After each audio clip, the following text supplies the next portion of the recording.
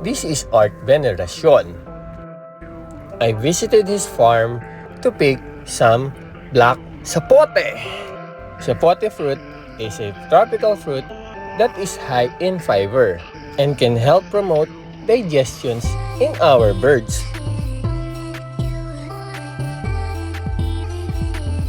Black sapote is rich in vitamin C. It's a super antioxidant fruit which boosts our birds' immune system. Sapote is also rich in nutrients like vitamin E, copper, iron, magnesium, phosphorus, and riboflavin.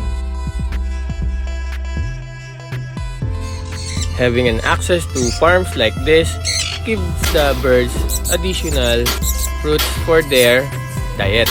According to our bird consultants from local and abroad, it is best to give birds unripe fruits.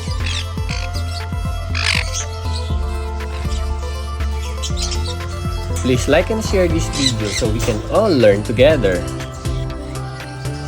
Till the next video, happy birding everyone!